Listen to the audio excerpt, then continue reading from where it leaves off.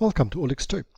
In this video I would like to introduce this extension module ReportPlus. It is under Tools and what it does, it makes a report. Here's the structure TIMI, which is calcium tartarate, and if we click Go we should get a report. There are many settings. This video isn't about explaining how to use everything in this tool. It's just showing you it exists and encouraging you to download it, try it, give it a go and see what you think. So here we are. It's the report that was completely automatically generated. Well, I made this picture earlier and also using Olix2, using our ReportPlus plugin here, and what we find is a table on the right. We find the experimental summary here. We find the crystal data written up. We find the summary, the quality indicators, and a more detailed description of what happened in the experiment. So this is all fully automatically generated from the files that are there. There's something red, so some information is missing. It should have got it but didn't, but there we go. It alerts you if something is missing. Absorption process details come through, something about Z and Z prime, space group, everything that is required to really the FLAG parameter. So everything that's in here. Then you also get a list of or some data plots that show you what's going on. So it's a visual reminder of your data quality, and I think that's a very useful thing to have. The FOps versus FCalc plot, of course, so this is a very nice structure. Then you get the picture of the crystal on the diffractometer and the literature. So everything that was used during the refinement of this structure is now cited correctly here. And then in the end you get the Platon-Cheksev report, and there's nothing red here, so everything is fine. Okay, so there are many different settings. So here you can choose the picture you want, and you can make the auto, this is the picture that's currently shown, and you can also select the picture that is on in the directory. One of the nice things here, so that picture is actually saved here. So when I made this, I can now click on load, and this will load that picture as I made it. So I can now say, okay, I can modify this picture, and let's say move the legend over here. And now I effectively make a snapshot of that image. So this now makes that snapshot of that image and updates the image itself. So that is of course quite a useful feature, and you can add more images to this. You click image and it will make more images, and you can then carry on. You can write a caption for this image. So you could write anything you'd like here, and this would come through as a caption in your report. So this is the title image, so this is not actually shown because it's ticked off here. So I didn't actually want that. We can have tables of data, which I didn't actually ask for, so let's tick that box as well. And let's say we don't want the Cheksev report maybe, and don't want the data plots. Maybe you don't really want the data quality indicators either for this one, and you just click go again. So the idea here is this report is generated every time. So you don't take this report and then keep typing in it and keep modifying the report, but you work on this report with the various image, text and word snippets you can enter here, add to your report here, and then in the end it generates a brand new report every time, and that's what you're going to use.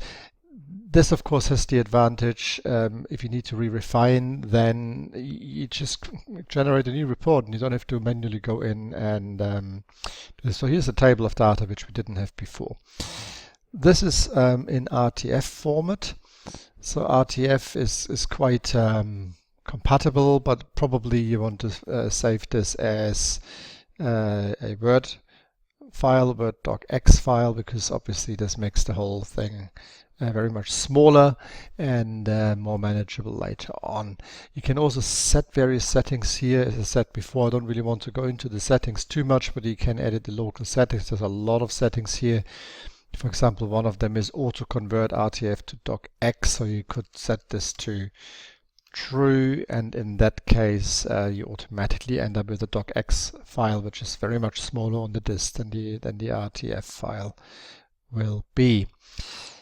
Now, there are many ways of customizing this report, and I don't really want to go through this all the, in great detail here. But one thing I would like to mention is you can customize this. So we have the default one, we can also make a new one. You could go on new, it would make a new set of folders, and you can then enter your own, put your own text in, your own default text. You can put your own templates in, and of course you can put your own logo in and your own bitmaps on the top, so that you can make it look and feel however you like. This takes a little bit of effort to modify, but it can be done quite easily once you understand how it works. Missing items. So as I said before, there was a couple of things missing, so you can now enter that. So this was 35 and 50 kilovolts, and there we go. So this is now entered into the ZIP file. It will make its way through to the ZIP file and actually stay in that ZIP file.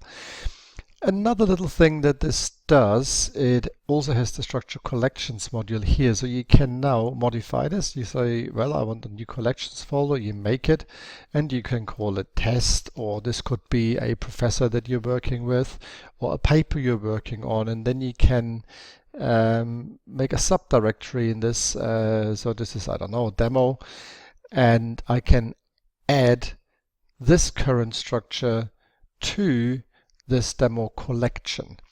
And I can also select a picture that I want in that collection.